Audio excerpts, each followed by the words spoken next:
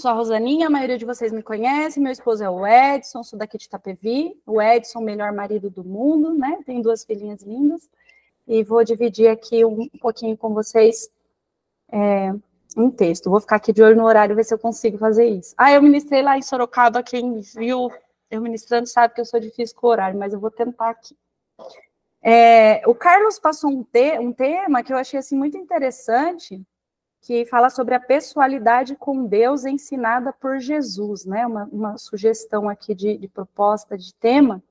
E eu fiquei pensando sobre isso, e é algo que daria para a gente conversar bastante, né? A Bíblia acho que tem muitos exemplos sobre isso, mas eu vou tentar me ater a 2 textos aqui para conversar um pouquinho sobre isso com os irmãos. Quem já ouviu aquela expressão assim, não se ofenda, não é nada pessoal, né? A gente já ouviu essa expressão algumas vezes, às vezes no filme, às vezes na vida real. Alguém já disse isso para a gente em algum momento, né? E eu fiquei pensando assim, pessoalidade com Deus, né? Eu falei, nossa, o que é pessoalidade? Parece um termo que a gente ouve sempre, uma palavra conhecida, mas na verdade eu falei, eu vou buscar o significado disso para poder entender melhor, né? E conversar um pouquinho sobre isso. Então, eu peguei um significado lá de um dicionário que diz assim: pessoalidade é qualidade ou condição de ser uma pessoa ou de existir como tal, característico do que é pessoal, do que faz parte de uma pessoa. A pessoalidade expressa a garantia de envolvimento, de relacionamento, de participação, aquilo que é pessoal. Que é o oposto de quando a pessoa diz, olha, não é nada pessoal é aquilo que é distante, que é não relacional, né, que não tem envolvimento.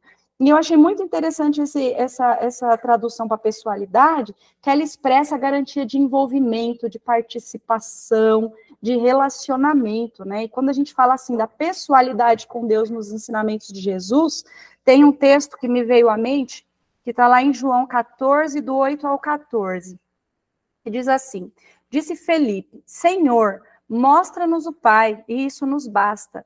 Jesus respondeu, você não me conhece, Felipe, mesmo depois de eu ter estado com vocês durante tanto tempo? Quem me vê, vê o Pai. Como você pode dizer, mostra-nos o Pai? Você não crê que eu estou no Pai e que o Pai está em mim? As palavras que eu digo não são apenas minhas, ao contrário, o Pai que vive em mim está realizando a sua obra, né? Então, eu achei muito interessante essa fala de Jesus. Ele fala assim, quem vê a mim, vê o Pai. E ele diz assim também, o Pai está em mim, como eu estou no Pai. Então, assim, que é um exemplo maior do que esse de envolvimento, de participação, de comunhão. Jesus está no Pai e o Pai está nele, né? Tem um outro texto em João 5,19, eu preciso ler alguns textos para contextualizar. Jesus diz assim, está dentro de um contexto, mas a gente não tem tempo de ler o contexto aqui. Mas Jesus lhe deu esta resposta. Eu lhes digo verdadeiramente que o filho não pode fazer nada de si mesmo, só pode fazer o que vê o pai fazer, porque o que o pai faz, o filho também faz.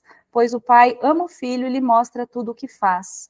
Sim, para a admiração de vocês, ele lhe mostrará obras ainda maiores do que essas. Então ele fala assim, o pai ama o filho e mostra ao filho, revela ao filho tudo o que faz, né? Então, Jesus demonstra aqui um nível, assim, de pessoalidade, de envolvimento, de participação naquilo que Deus é, né? O Pai está no Filho, o Filho está no Pai, e tudo aquilo que o Filho faz é porque viu o Pai fazer. Nós fomos criados à imagem e semelhança de Deus, a gente dá muita ênfase para a herança do pecado, a herança de Adão, mas, na verdade, a primeira herança que nós recebemos foi a herança de sermos feitos à imagem e semelhança de Deus. Nós somos criados parecidos com o Senhor, justamente para nos relacionarmos com Ele.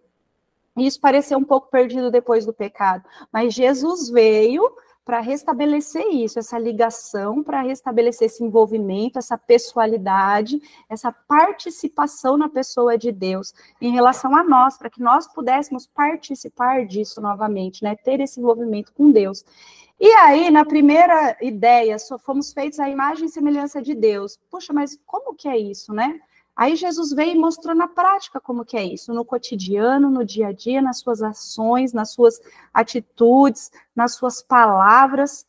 E a Bíblia também nos ensina, quando veio o Evangelho, né, no Antigo Testamento, fala disso, fomos feitos à imagem e semelhança de Deus. No Novo Testamento, Deus fala do seu propósito para conosco, né? Romanos 8, 29 fala assim: pois aqueles que de antemão conheceu, também os predestinou para serem conformes à imagem de seu Filho, a fim de que ele seja o primogênito entre muitos irmãos. Então ele fala assim, que Deus nos predestinou para sermos a imagem do seu Filho, né? Vou ler só o último, Efésios 4:13, que diz assim: até que todos cheguemos à unidade da fé e ao conhecimento do Filho de Deus, a homem perfeito, à medida da estatura completa de Cristo, né?